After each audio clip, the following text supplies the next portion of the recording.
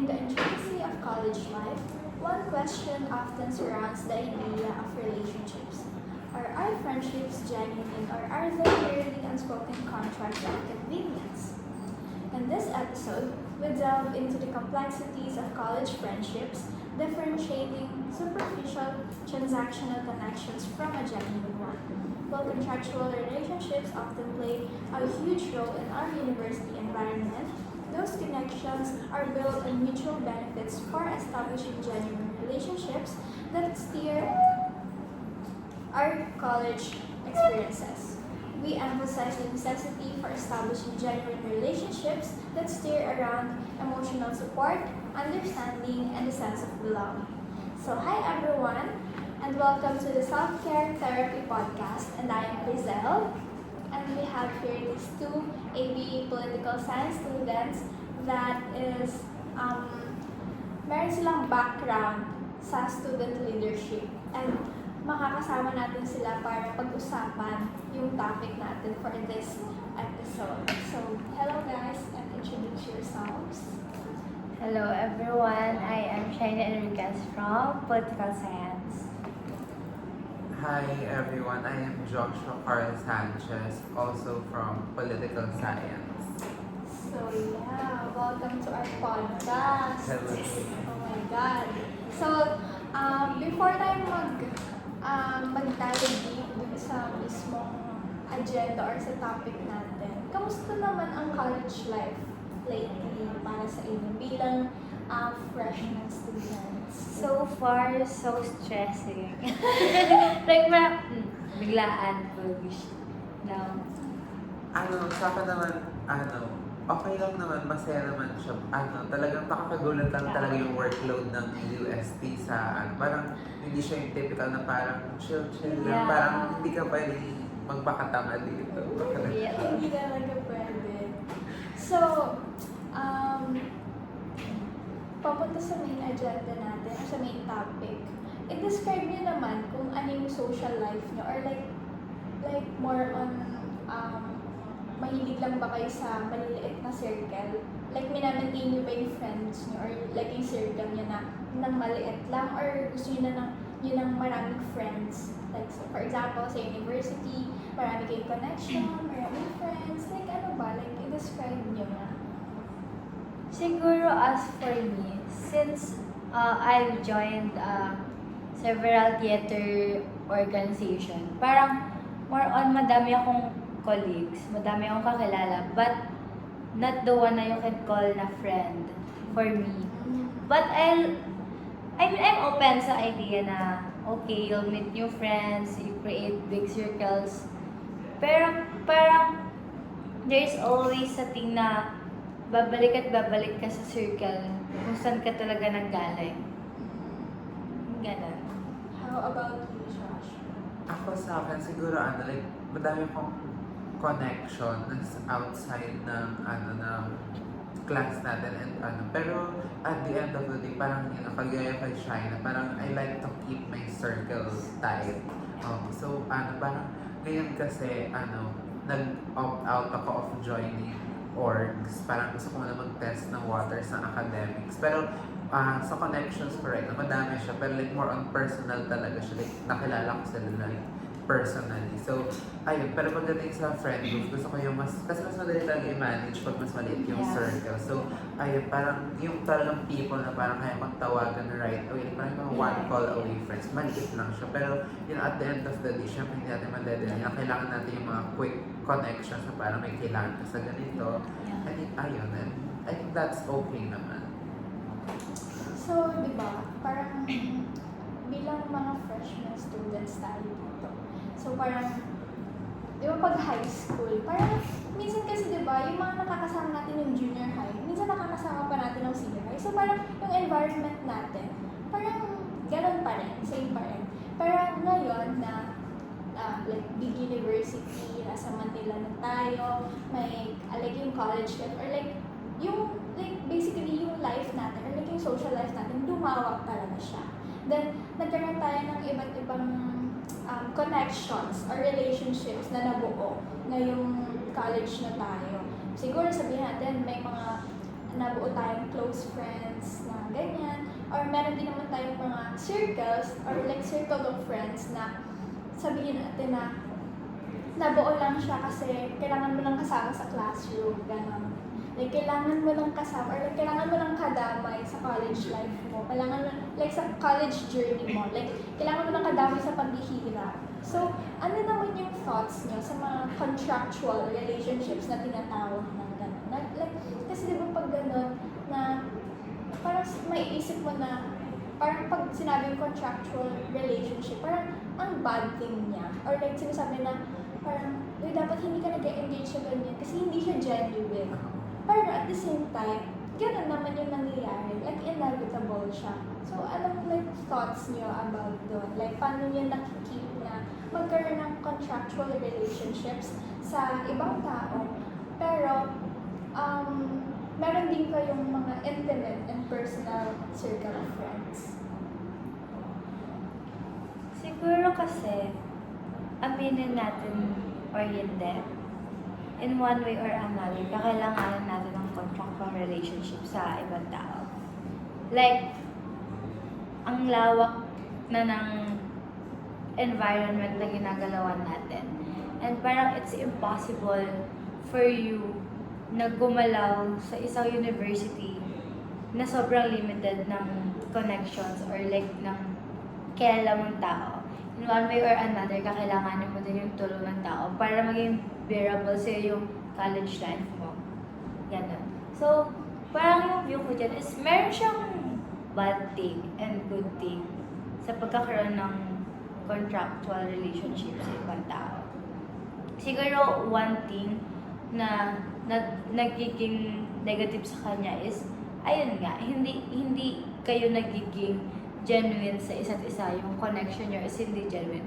Because you know na meron lang kailangan or convenient lang sa'yo, convenient lang sa kanya. Kaya kayo nandoon. Parang you meet halfway lang. Pero parang like hindi nabibigay or hindi, I mean, the intention is there. Pero hindi siya nag-give off na parang yung pagkakaibigan. Like vibes na pagkakaibigan talaga. Ganon. Sa'yo? Ayun. So, ako kasi, naturally, mahihain talaga akong tao. Like, pero, more less than before na parang nung junior high ako. Simula daw narinig ko yung quote na, your network is your net worth.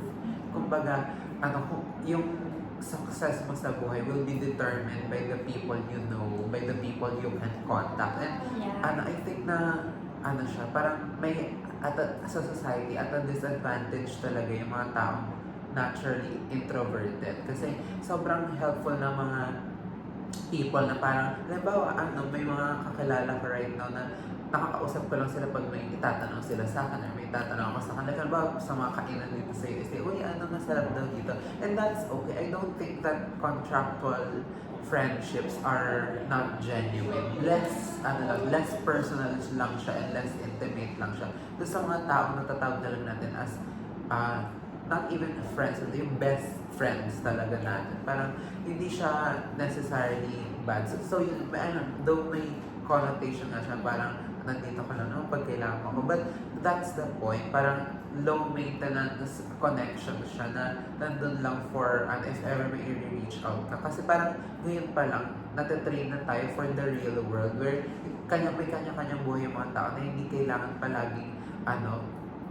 palaging kausap mo sila, but rather makakausap mo sila pag kailangan mo sila. Kumbaga yung favors, di ba, na mga hihingin natin. So, para sa akin, it's a good thing to have contractual friendships na walang pressure sa'yo na kailangan mo silang kausapin everyday. Parang sa akin, like, okay sa akin like, I think I would advocate for people to develop connections na hindi as deep or requiring a high maintenance talaga. So for me naman, kasi diba, like being in a different organizations, parang yung connections or relationships na meron ako sa mga ka-orgmates ko, more on contractual siya. Hindi siya like best friend tayo, close tayo, ganun. Kasi more on, syempre, trabaho, ganun siya. Ganun yung dynamic niya sa loob eh. So parang, like, magkakaroon lang kayo ng connection or like ng relationship. Kasi may kailangan yung like gumawa ng isang task or like ng isang trabaho na parang nang magkakasama kayo. So parang doon, hindi siya bad thing yung contractual relationships kasi kailangan talaga siya. Like, one way or another, kailangan talaga siya sa buhay natin. Kasi hindi naman lahat ng kailangan na magiging relationships mo sa iba't ibang tao, genuine na parang intimate and personal talaga. Or like close, gano'n. So parang, pag gano'n, parang, paano ba? Like, hindi siya gaano, yun nga, hindi siya bad thing. Yun lang yung para sa akin, hindi bad thing ang contractual relationships. As long as, alam mo yung boundaries mo, kung hanggang saan ka lang, like, yung hindi mo na tinitake advantage yung iba na. So, ayun, napag-usapan na natin na nakaka-experience, or like, meron tayong mga contractual relationships na inevitable talaga siya sa buhay natin. So, how about naman yung, like, sabihin natin, sa classroom, within the classroom tayo. So, parang magkakaroon tayo ng spicy ba? So, parang di ba magkakaroon tayo ng mga, syempre may mga kanya-kanyang circle tayo sa classroom, like within the block. Tapos, like, anong masasabi niyo kapag dun sa circle niyo, meron kayong contractual relationship sa isang tao? Like, na masasabi mo, like, hindi mo siya best friend or like close friend. Like, hindi mo siya makuwanan ng emotional support or something, gano'n. Kasi parang, nagbe-benefit lang kayo sa isa't isa. Kaya kayo may friendship, gano'n. Na parang, kailangan kita kasi may notes ka. Kailangan mo ko kasi may reviewer ako sa ganitong like, frankly, ganun po talaga ang nangyayari. May mga ganun po talaga. So, kasi, ang purpose ng episode na to is pag-usapan yung mga hindi natin na pag-uusapan. Like, parang kasi siyang taboo, ganon, sa for example, sa university setting. Parang, hindi siya gaano na pag-uusapan. Kasi parang, ang bigat niya sa feeling at the same time, ang awkward niya pag-usapan. So, ngayon, ito yung purpose ng podcast na to, na pag-usapan yung mga bagay na awkward, pero kailangan natin para ma-navigate yung relationships natin sa iba't ibang tao. Kasi ako, for example, yung circle of friends ko right now, hindi sila yung circle of friends na nagsimula ako ng freshman year ko with. So, and I don't think that's a bad thing either.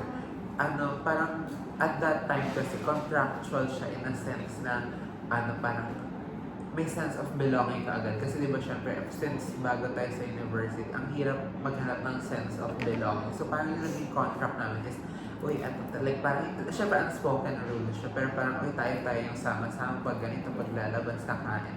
And that's okay. Pero parang, it's okay din na if ever mag-grow out ka out of that, na parang na-realize mo na you don't share the same values as these type of people.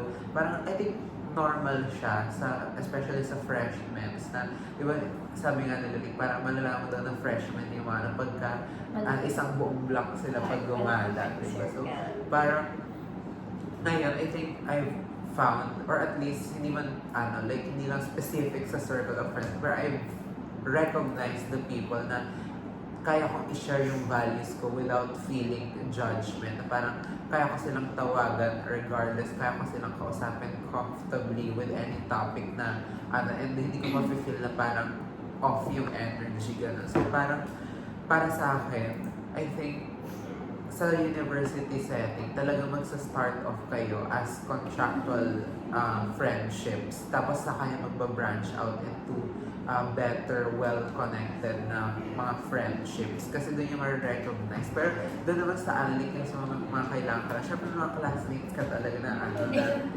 na talagang makakausap mo lang sila kapag may activity or kaya hingi ng notes. Yeah. Diba? So parang, and I don't think that's bad either. Kasi diba parang, as long as hindi naman na-abuse or hindi mo feel mo hindi na i-abuse yung ano, why not share Yeah. notes? Kasi maybe at some point sa journey natin sa pag-aaral, ikaw na yung manghingi ng notes kasi sila meron, diba? It's a matter of, contracts na parang, give and take at the end of the day. So ikaw siya na. Yeah, I need to agree kay Josh na as a freshman, as a first year, na magsimula talaga kayo sa malaking circle. Kasi parang, like, uso siya na parang pag sinabi, ano ka ng circle nyo? Next year, ilan na lang kayo? Meron ganun na lagi sinasabi kapag ka nakikita na meron kang malaking circle. Which is okay naman. Kasi, dun pa lang naman kasi kayo nag-i-start, nakilalanin nyo yung isa't isa. And later on naman, marirealize mo din, or like parang natural na lang siya nangyayari na parang nag-grow out na kayo like in an individual Sama-sama circle. kayo ganito. Oo, ganun. Kasi, hindi factor din na nag-share kayo ng same value as a student, as a person, para magkaroon kayo like ng healthy relationship. Even though na friendship lang siya.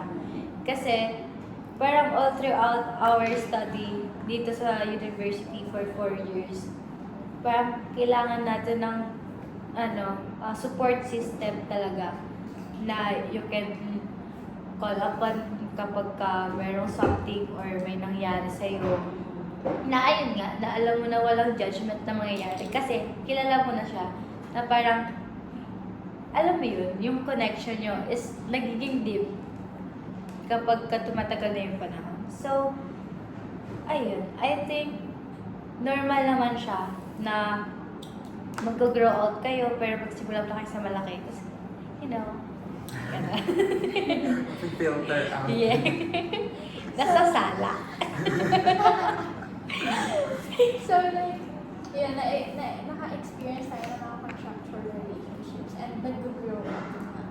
So parang may instances ba na na-drain kayo because of contractual relationships with other people? Like, ano yung mga experience niyo? Can you share it?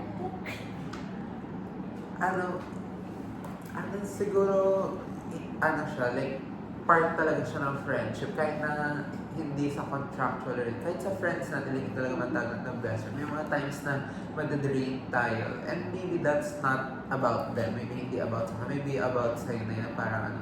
Pero with regards sa contractual relationships or sa contractual friendship, siguro may mga times na mapapatanong ka, like, especially kung ikaw yung nasa receiving end, na parang, or like, halimbawa, ikaw gusto mo makipag-close sa person na to, pero yung person na to is, gusto niya lang sa'yo is contractual lang. So parang at a receiving end, parang mahirap siya for you na nakakausap mo lang yung person na to. Parang mafe-feel mo na parang nagagamit lang ba ako or something like that. Pero once you recognize na it's not a bad thing, na siguro ma-acknowledge mo din na it's okay lang na pala na ganito, ganyan. Kasi maybe, yun nga, may hingin akong favor sa kanya and mabibigyan niya rin sa akin or ayun, something like that. Pero with regards to personal matters, I think hindi ako mabilis like magpalipat-lipat ng friend groups talaga. So parang, kasi siguro mapili ako in the beginning pa lang. Like mapili na ako kung sino talaga yung mga taong sinasamahan ko. So parang hindi ako mabilis mag-grow out. Pero may times din naman na parang feel mo parang may part of them, yun lang, parang kailangan natin i-recognize mo yung friends natin, may part of them na hindi talaga perfect. Kailangan mo i-recognize na pwede yung part na yun nila. Bawa, hindi tayo parehas, ba tayo friends tayo, tapos hindi tayo parehas ng way of studying, di ba? So parang ikaw gusto mo nag-aaral ka ng gabi, ako gusto ko nag-aaral ako umaga, tapos sa labas, tapos ikaw sa loob lang. So parang maybe pag paulit-ulit na hindi tayo nagmamatch, hindi. Pero apart from that, friends pa rin tayo, magkaiba lang talaga tayo ng values. Ikaw, Shai. Siguro, as for my experience, oo naman, meron talagang point na dadating ka na nakaka-drain sa contractual relationship, lalo na kapag feeling mo natitake ka na ng advantage.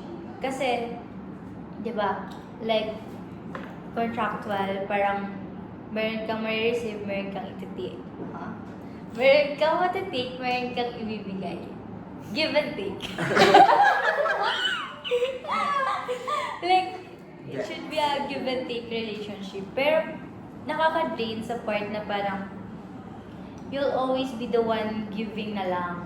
Na parang Wala ka masyado na sila naging dependent sa'yo. Kasi they'll know na parang nandyan ka, hindi ka matitiis, pagbibigyan ka ng pagbibigyan. Kasi, at some point, parang kapag ka nandun ka sa sitwasyon na yun, parang gusto mong magkaroon or gusto nyo kayong maka-establish ng mas deep pa sanang connection.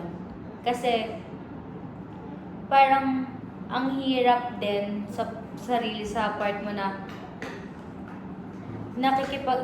nakikipag-engage ka sa tao na yun, nakikipag-interact ka sa tao na yun. Tapos, parang yung pace nyo is same lang. So, parang, okay, ganun. Parang lagi na lang ako. So, ganun. Nakaka-drain yung ganun as para sa contractual relationship. Yung sa akin naman, mas komplikado. Kasi, parang, parang sobrang introverted ko kasi. Introverted ako na mahirap pakisamahan. At mapili din ako sa sinasamahan ko. Like, yung magiging friends ko. Like, parang, tas mabilis ako mag-drain. Like, mabilis mag-drain yung social battery ko. Like, in a snap, like, in a few minutes, mabilis talaga siya mag-drain. Ganun ako nagsimula. So, kasi parang nasanay ako na, parang, nung junior high kasi ako, parang, simula grade 7 hanggang grade 10, sila lang kasama ko. And yun parang, I don't know kung paano nagsimula yung friendships namin ng circle ko na yun. Pero, ngayon, genuine and intimate and super close siya. Then, nag-senior high, ganun din. Tapos ngayon, na parang na-exposed ako sa mga contractual relationships, hindi ako sanay. So, nadidrain ako. Kasi parang, yun yung bagay na hindi ko naman kinasanayan dati. Parang ang alam ko kasi sa friendships, super genuine na support system na kahit na low maintenance, alam ko na parang hindi ako nag-take advantage or like hindi siya bond because of mutual benefits. Yun, hindi siya ganun. Pero kasi ngayon, na parang nung nag-enter ako ng college, parang kadalasan talaga sa mga friendships or like relationships mo sa ibang tao na nag-start is through contractual relationships. So, nadidrain ako. Like, most of the time, lalo na nagsisimula pa lang ng first term, mabilis akong madrain sa tao. Ganun. So, pero ngayon, okay naman siya. Like, nare-navigate ko naman na siya ng maayos. Na parang, yun nga, parang alamin mo lang talaga kung ano yung, like, parang, alam mo sana, etong tao na to, Anong category? Anong category mo? Ito ka lang ba? Ito ka lang, joke lang. Pero like, alam mo lang na parang, I mean, siguro ano siya, about expectations mo rin sa tao.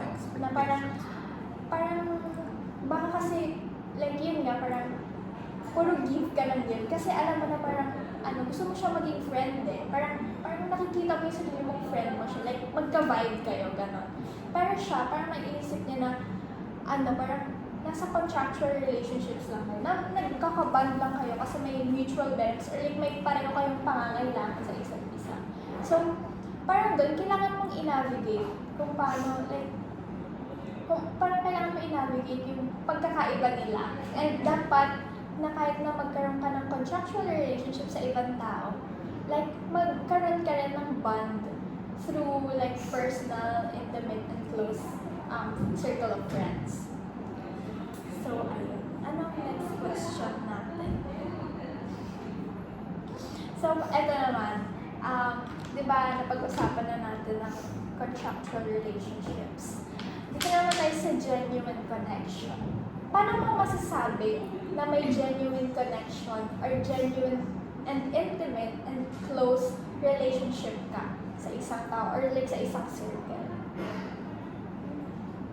Ako, for me, first and foremost, malalaman ko na genuine yung relationship namin kapag ka, like, literal na shared values kami. Kasi ang hirap makipag-friend sa tao na hindi mo kaparehas ng values or hindi kayo parehas ng, ng pinaniniwala. Like, like, sobrang conservative niya or ikaw medyo mas gusto mo na parang free-flowing ka. So, parang, when it comes to values, ito talaga yung parang nagiging first filter.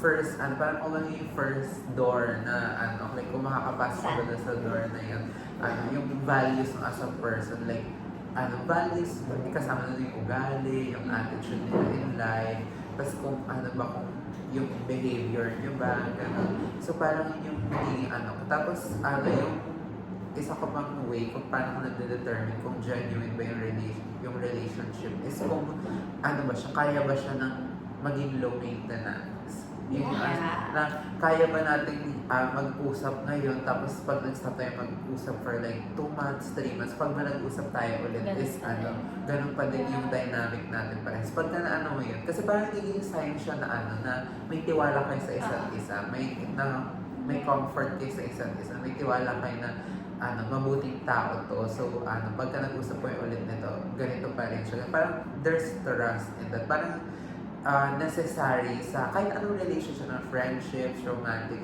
there needs to be trust and the similarities on some level. Kasi ang hirap mag-develop ng connection with someone na wala ka namang similarities. So, parang nagpe-pretend ka lang na And lastly is kaya ko bang ipakita kung sino ako, even yung mga hindi ka proud sa sarili mo. Kaya mo bang maipakita sa kanila? Yun yung siguro yung tatlong main para mapakita. Like, kailangan ko bang ibahin yung sarili ko para makipag-usap pa sa kanila or makisama sa kanila.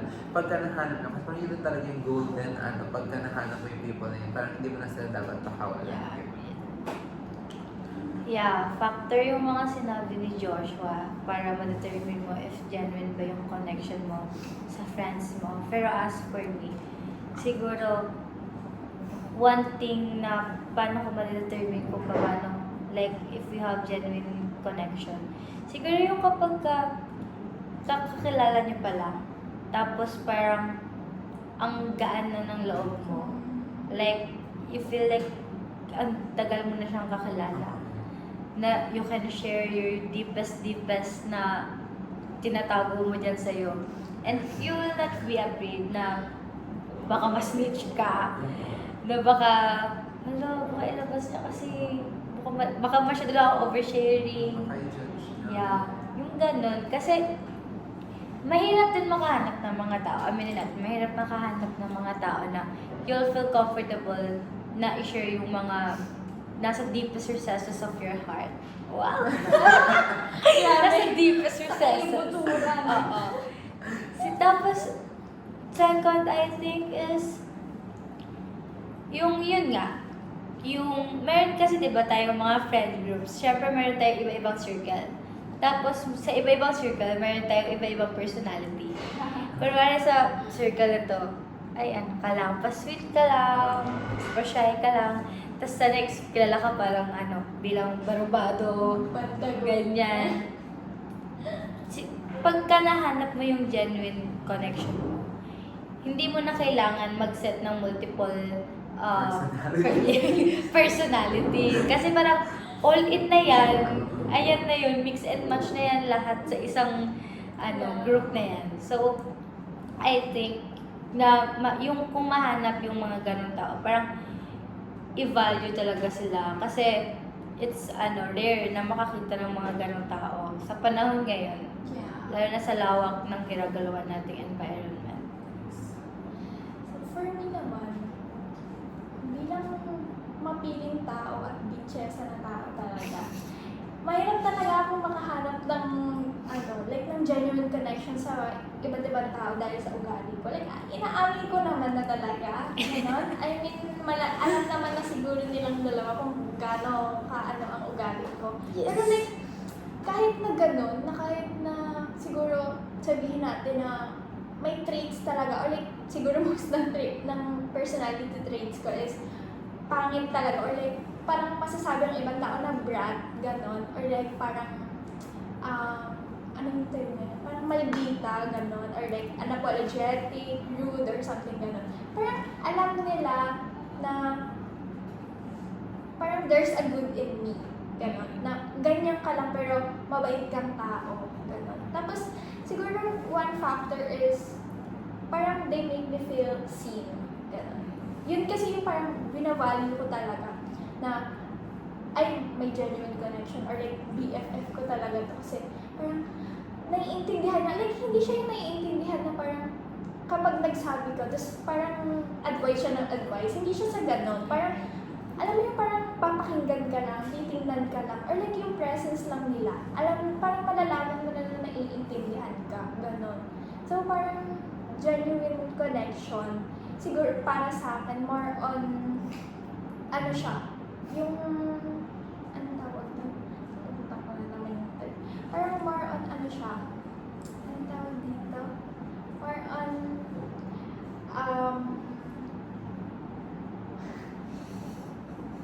more on, about making me feel seen, making me feel found, gano'n. Na parang, yung parang, yun nga, parang sabihin natin na parang introvert ako. So parang, may times na makulit talaga ako, may times na madaldal ako, pero most of the time, tahimik ako, or hindi ako nagsasalita. Pero kahit na gano'n, kasi di ba may ibang tao naman na kasama ko sa isang friend group, or like sa circle, parang kapag nanahimik ka, parang iaano mo pa, parang mag-overthink ka na, hala, kailangan ko makipag-keep up, ganyan. So parang, dun kasi, yung parang nasa age mo, or like nasa mindset mo na kailangan mong mag-keep up, dun ka kasi nadidrain eh. Dun nadidrain yung social battery mo. So parang kapag nasa genuine relationship Hindi ka mo sa... kailangan gumamit ng social battery. social battery, like, kahit na maging mute ka dyan, okay lang sa kanila. Mag-mute kayong lahat. Or like, yak sila ng yak, tapos ikaw Let's go nakikinig kanya lang, na. kahit wala kang Okay lang. reaction or wala kang sasabihin, okay lang sa kanila kasi alam nila na Gets nakikinig nila. ka. Gets Oo. lang nila. Parang ganun siya para sa akin. Parang kung ba hindi mo kailangan mag-explain, hindi mo Yeah. kailangan explain yung sarili. Yeah. Parang being there lang, okay, gets na kita. Yeah. Tapos, yun nga, siguro, yeah, sinabi ni Joshua na same values. Like, ang ano kasi, yun nga, parang i-keep in mind natin na hindi porket, like, maghahanap ka lang ng genuine friendship sa ibang tao. Like yung may linear na same values talaga kaya. Lahat ng bagay. Kailangan same Parang- talaga. Oo, kasi meron tayong tinatawag na individuality. Yeah. Unique talaga tayo, magkakaiba talaga tayo kahit anong gawin natin. Hindi tayo makakahanap ng same na values Yeah. katulad natin. Same na parang pinapahalagahan, na priorities and something like that. Pero siguro, you can dislike one thing about a person and just love most of the things dun sa tao na yun. Kasi ganun naman yung dynamic ng relationships for me. Parang, pwedeng ayawan ko yung ugali mong ganito. Pero, friends kita. Or like, Gusto mo taas ang buhay. yeah, parang, friends pa rin tayo. May ayaw lang talaga akong trait sa'yo. Yeah. Ganun. Pero, yun lang naman for me. Pala yun. Tapos na.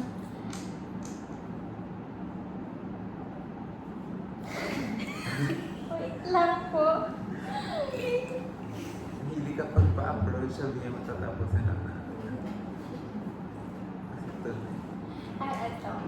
Kasi diba, ano na siya, like, both contractual relationships and genuine connections. Like, kapag nag-drift apart na kayo, or like, nag-grow out na kayo, yung connection or like yung relationships na nag-grow out na, like, paano nyo dinidil yun? Like, ano bang differences kapag sa contractual relationship, nag-grow apart kayo, and kapag sa genuine naman?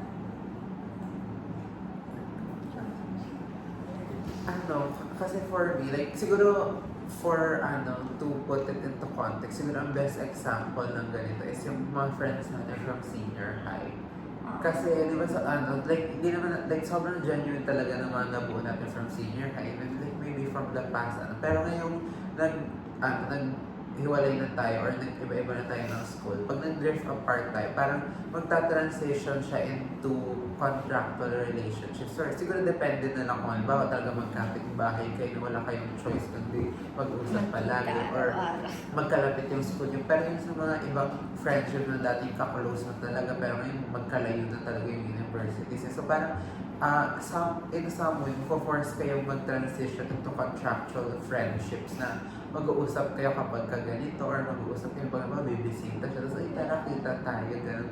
At the same time, kahit gano'n siya, parang pag nagkita kayo ulit, nandun. Pero pag apart kayo, parang mas naging contractual siya na parang pag mag-uusap kayo, may purpose na lang. So, I think same din siya vice versa na halimbawa, nagkakilala tayo sa org or meron na tayong task na magka-group tayo tapos nagkausap tayo, gano'n. Tapos pwede siyang mag-transition into genuine relationships kasi when that happens, parang mas nagiging ano siya, parang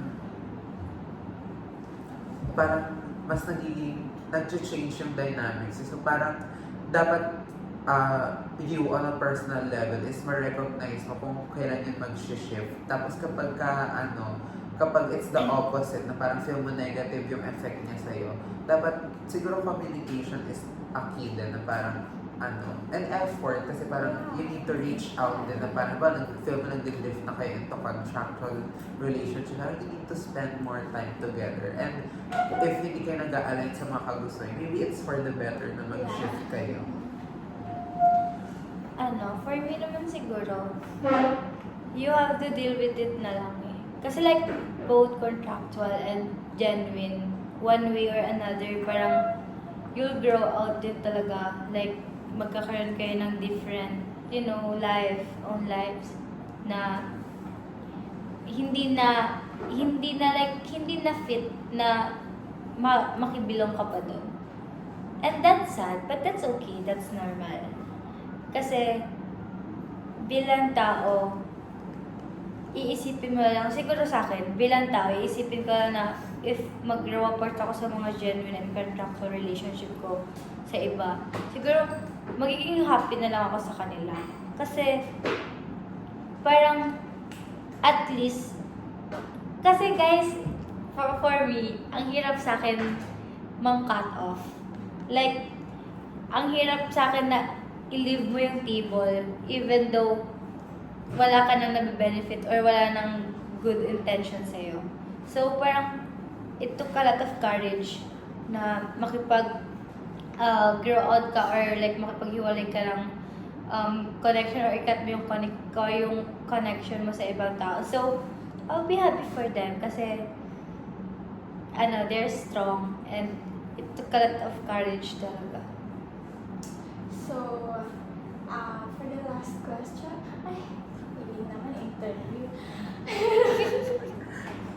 Pero like, since na-experience natin yung complexities ng friendships and relationships sa college, ano na lang yung magiging advice mo sa mga mag-e-enter pa lang ng college? Go find your people. Yun talaga, ang magiging advice. Go find your people. Kasi, yung people na yun, yung talagang makaka-uplift sa'yo all throughout your study, yung talagang masasandalan mo all throughout your study kasi hindi biro yung college. So, it's a must na i-find mo yung people mo talaga. Sa akin naman, be courageous in making connections. Kaya huwag niyo isipin yung magiging outcome kung magiging contractual or genuine. Just make connections kasi naturally yan mangyayari. Yeah. So don't be afraid to approach people, especially sa mga freshmen or sa mga approaching. Yeah. Don't be afraid to ask questions, to approach people. Kasi doon magsa-start yan. Kasi as long as makikipag-usap ka, meron kang mahanap ng mga taong magkiklik talaga sa'yo. So yun naman. So that's all for today's episode, guys. Thank you.